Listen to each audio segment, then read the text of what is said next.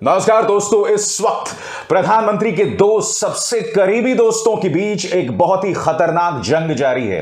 जी नहीं, मैं गृह मंत्री अमित शाह और मुख्यमंत्री आदित्यनाथ की बात नहीं करता हूं। दोनों जो इस देश के प्रधानमंत्री बनना चाहते हैं मोदी जी के बाद, मैं बात कर रहा हूं गौतम अडानी और मुकेश अंबानी। जी हां, रिलायंस इंडस्ट्रीज के मुकेश अंबानी और गौतम अडानी। मैं आपको बतलाना चाहता हूं दोस्तों, 2020 में जब पहला लॉकडाउन हुआ था, जब देश कोविड पैंडेमिक के अंदर गया था, उस वक्त मुकेश अंबानी इस देश के निर्विवादित सबसे धनी आदमी थे।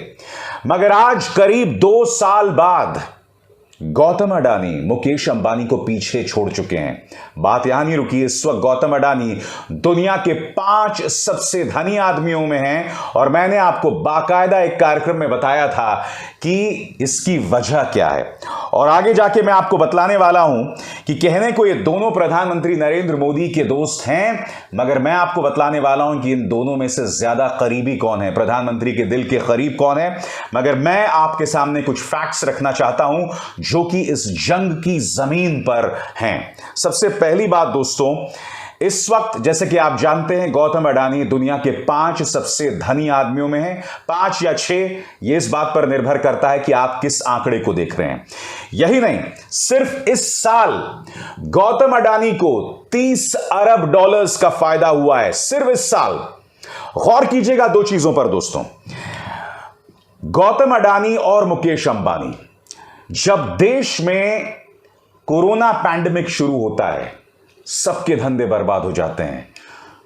जो छोटे उद्योगपति हैं वो तो लगभग बर्बाद हो जाते हैं, बड़े उद्योगों को भी जबरदस्त नुकसान होता है। मगर मुकेश अंबानी और गौतम अडानी दिन दोगुनी रात चौगुनी तरक्की करते रहते हैं। और आज की तारीख में जैसे मैंने बताया, गौतम अडानी को पिछले 1 साल में $30 अरब का फायदा हुआ है। बात यहां नहीं रुकती दोस्तों, और अब बताया जाता है कि गौतम अडानी की कुल संपत्ति, गौर कीजिएगा इस आंकड़े पर, $106 अरब। इस दुनिया के सबसे धनी आदमियों में से एक इलॉन मस्क जो हैं, उनकी कुल संपत्ति करीब $212 अरब है। यानी कि इस वक्त गौतम अडानी उनके हाफ नंबर पर हैं। अब मैं बात करना चाहूंगा दोस्तों, इन दोनों के बीच जो जंग चल रही है उस पर आपको गौर करना पड़ेगा। और यह सवाल उठाया जाना चाहिए कि यह जंग तो चल रही है, मगर इन दोनों को फायदा सिर्फ एक व्यक्ति की वजह से हुआ है, देश के प्रधानमंत्री नरेंद्र मोदी, जो इन दोनों के बहुत करीबी हैं। मगर बड़ा प्रश्न, क्या इन दोनों के बीच जंग प्रधानमंत्री नरेंद्र मोदी के लिए हो रही है? आपके सामने मैं कुछ फैक्ट्स रखना चाहूंगा दोस्तों, जिस पर आपको गौर करना पड़ेगा। जब कोरोना काल चल रहा था ना, इस आंकड़े पर देखिए दोस्तों, $27 अरब। कोरोना काल के बीचों बीच मुकेश अंबानी अपने डिजिटल वेंचर और अपने रिटेल चेन के लिए करीब $27 अरब की जो है उगाही करते हैं, फंड रेजिंग करते हैं। और यह अपने आप में बहुत बड़ी बात है दोस्तों।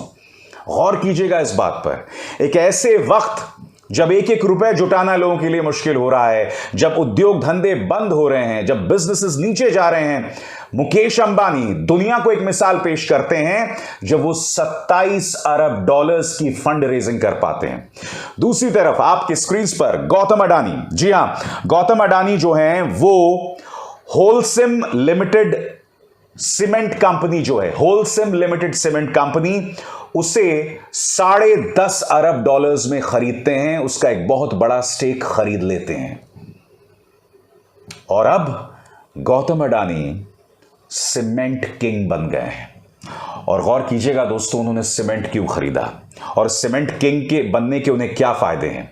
क्योंकि मोदी सरकार अपने तमाम निवेशकों को, देश दुनिया को यह बताती है कि भाई हमें इंफ्रास्ट्रक्चर पर जोर देना है। आपको याद होगा प्रधानमंत्री अपने हर स्वतंत्रता दिवस भाषण में बात करते हैं कि मैं इतने 100 करोड़ रुपए लगा रहा हूं इंफ्रास्ट्रक्चर पर, हर बात वही दोहराते हैं।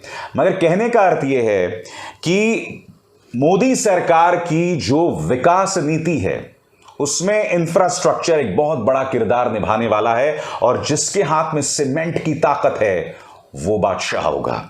मैं आपको बतलाने वाला हूं दोस्तों आगे कि किस तरह से आज की तारीख में गौतम अडानी का जो रुतबा है वो किसी कैबिनेट मिनिस्टर से नहीं कम है, मगर पिछले 1 साल में उनकी किस तरह से तरक्की हुई और किस तरह से उन्होंने मुकेश अंबानी को पीछे छोड़ा है, इसके बारे में आपको याद होगा मैंने पड़ताल की थी अपने कार्यक्रम में। आइए उसकी एक छोटी सी झलक देते हैं। क्या आप जानते हैं गौतम अडानी यानी कि प्रधानमंत्री नरेंद्र मोदी के परम मित्र अब दुनिया के 5वें सबसे धनी व्यक्ति हैं? जी हां, सही सुना आपने, दुनिया के 5वें सबसे धनी व्यक्ति। और फोर्ब्स ने लिस्ट जारी की है दुनिया के धनी आदमियों की। और क्या आप जानते हैं कि इस वक्त गौतम अडानी की कुल संपत्ति क्या है? ध्यान से सुनिएगा, होश उड़ जाएंगे आपके। उनकी कुल संपत्ति है 123 अरब 70 लाख डॉलर्स। जी हां, वॉरेन बुफे जो कि एक इन्वेस्टर हैं, दुनिया के जाने माने इन्वेस्टर, गौतम अडानी ने उन्हें भी पीछे छोड़ दिया है, क्योंकि अब वॉरेन बुफे की कुल संपत्ति है 121 अरब 70 लाख डॉलर्स। और गौतम अडानी की उम्र है 59 साल, 59 ईयर्स। और वॉरेन बुफे जो उनसे 2 अरब डॉलर्स पीछे हैं, उनकी उम्र है 91 ईयर्स, 91 साल। और क्या आप जानते हैं कि मुकेश अंबानी को वो बहुत पीछे छोड़ गए हैं, क्योंकि मुकेश अंबानी की कुल संपत्ति है आपके स्क्रीन पर 104 अरब डॉलर्स 70 लाख रुपए। यह है मुकेश अंबानी की कुल संपत्ति। दोस्तों मैं आपको यह बतलाना चाहूंगा कि इस वक्त दुनिया के 5 धनी आदमी क्यों हैं और आखिर कैसे गौतम अडानी वॉरेन बुफे के आगे चले गए। गौतम अडानी वॉरेन बुफे के आगे इसलिए चले गए क्योंकि वॉरेन बुफे की एक इन्वेस्टमेंट कंपनी है और उस इन्वेस्टमेंट कंपनी का नाम है बर्कशायर हैथवे। फ्राइडे को शेयर बाजार में उसके शेयर्स में 2% की गिरावट आई और उसी के चलते अब गौतम अडानी उनके आगे चले गए हैं। गौतम अडानी लगातार तरक्की कर रहे हैं। बड़ा प्रश्न, क्या उनकी यह तरक्की मुकेश अंबानी को नहीं भा रही है? और उसके छोटे छोटे सबूत आपको अक्सर मिलेंगे जब मीडिया में अक्सर ऐसे आर्टिकल्स आते हैं जो गौतम अडानी पर निशाना साध रहे होते हैं। यह माना जाता है कि इन आर्टिकल्स के पीछे कहीं ना कहीं मुकेश अंबानी और उनका प्रचार तंत्र भी हो सकता है, मगर गौतम अडानी भी कम नहीं है। मैं आपको बतलाना चाहूंगा, क्विंटिलियन मीडिया में उन्होंने 49% स्टेक्स हासिल कर लिए हैं। आपकी स्क्रीन पर यह है संजय पुगालिया, जो कि गौतम अडानी के मीडिया स्ट्रैटेजी के प्रमुख हैं। कहने का अर्थ क्या है यहां पर दोस्तों? इसका अर्थ यह है कि आने वाले दिनों में गौतम अडानी मीडिया में जबरदस्त इन्वेस्ट करने वाले हैं। खबरें यह हैं कि वो अपना न्यूज चैनल भी ला सकते हैं और यही वजह है कि संजय पुगालिया जो है उनकी मीडिया स्ट्रैटेजी को हेड कर रहे हैं। मुकेश अंबानी की बात करें तो आप जानते हैं कि वो देश का जो एक बड़ा मीडिया हाउस है न्यूज 18, वो उनके तमाम साम्राज्यों में एक छोटा सा साम्राज्य है।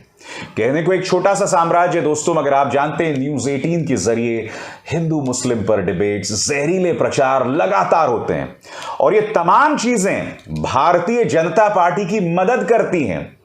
तो आप समझ सकते हैं कि न्यूज 18 की अहमियत मुकेश अंबानी के लिए सिर्फ इतनी है कि इस न्यूज चैनल के जरिए कहीं ना कहीं भारतीय जनता पार्टी को प्रत्यक्ष या अप्रत्यक्ष तौर पर मदद मिलती है, कथित तौर पर।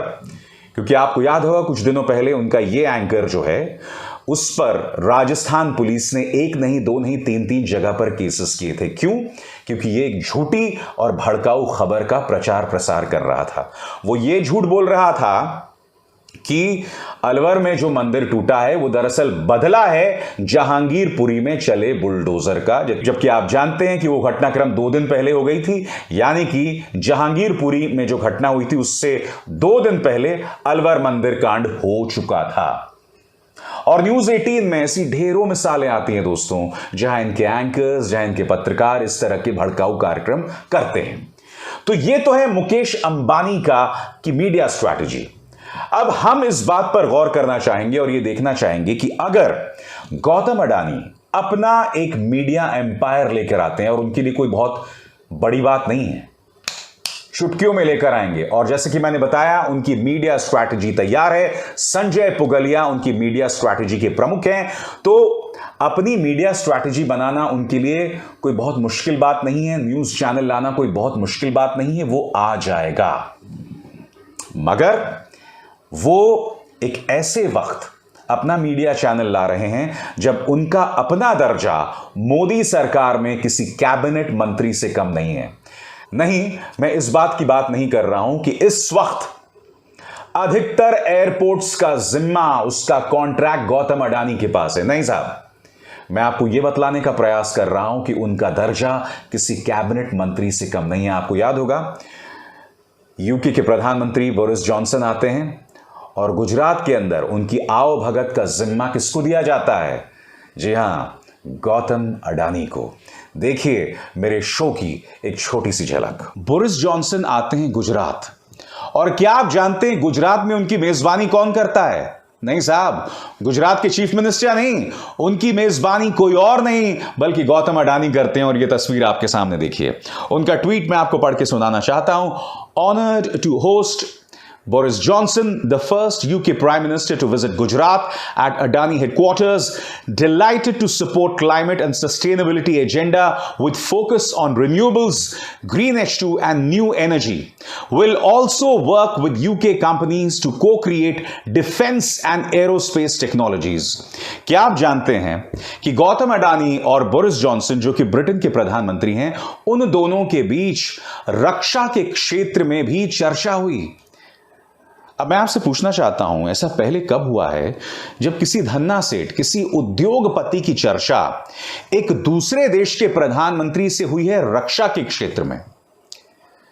नो डाउट गौतम अडानी जो हैं एक बिजनेसमैन है, मगर रक्षा के क्षेत्र में भी चर्चा हो रही है, जिससे पता चलता है कि मोदी राज में गौतम अडानी का क्या सिक्का बोलता है। दोस्तों, तो क्या इसका अर्थ यह हुआ कि गौतम अडानी जो हैं वो मोदी के आदमी हैं? भाई मोदी के दोस्त तो हैं, मैं इतना जानता हूं, तो किसी कैबिनेट मिनिस्टर से कम नहीं। अब मैं आपको बतलाने वाला हूं दोस्तों कि मुकेश अंबानी और गौतम अडानी में प्रधानमंत्री नरेंद्र मोदी के करीबी कौन है? तो इसका जवाब है गौतम अडानी, और इसका बहुत ही सीधा और सरल जवाब है 2002 के गुजरात दंगे। उस दौरान मैं आपको याद दिलाना चाहूंगा कि प्रधानमंत्री नरेंद्र मोदी जो मुख्यमंत्री थे, उनकी नाकामी के चलते इतने बड़े पैमाने पर दंगे हुए, सैकड़ों की तादाद में लोग मारे गए और उनके कार्यकुशलता पर सवाल हुए। मगर मोदी जी ने उसे अपने राजनीतिक फायदे के लिए भी इस्तेमाल किया। शुरुआत में क्या हो रहा था दोस्तों, कोई भी बड़ा उद्योगपति उनके साथ नहीं दिखना चाहता था सिवाय एक के, गौतम अडानी। उस वक्त गौतम अडानी आज के गौतम अडानी नहीं थे, वो एक बिजनेसमैन थे, मगर उनका जो निवेश था, उनका इन्वेस्टमेंट काफी हद तक गुजरात में सीमित था। उस वक्त गौतम अडानी प्रधानमंत्री नरेंद्र मोदी यानी मुख्यमंत्री नरेंद्र मोदी के साथ खड़े हुए थे, और इसे मोदी जी कभी नहीं भूल पाए। आपने कई बार देखी हैं तस्वीरें, ये देखिए, जिसमें गौतम अडानी के साथ एक प्लेन के अंदर, एक चार्टर्ड प्लेन के अंदर मोदी जी ऐसे बैठे हैं मानो अपने किसी जिगरी के साथ बैठे हुए हैं। और मैं आपको बता दूं कि वो उनके जिगरी से कम नहीं हैं, और इसी का फायदा गौतम अडानी को आज यानी 2022 में मिल रहा है। यही वजह है कि इस वक्त गौतम अडानी देश के सबसे धनी आदमी हैं, मुकेश अंबानी को उन्होंने पीछे छोड़ दिया है, और सबसे बड़ी बात, दुनिया के टॉप 5 धनी आदमियों में से हैं। तो है ना बहुत दिलचस्प मामला दोस्तों? बताइएगा कमेंट सेक्शन में आपको कैसा लगा ये शो। अभिसार शर्मा को दीजिए इजाजत, नमस्कार। स्वतंत्र और आजाद पत्रकारिता का समर्थन कीजिए, सच में मेरा साथी बनिए। बहुत आसान है दोस्तों, इस ज्वाइन बटन को दबाइए और आपके सामने आएंगे ये 3 विकल्प, इनमें से एक चुनिए और सच के इस सफर में मेरा साथी बनिए।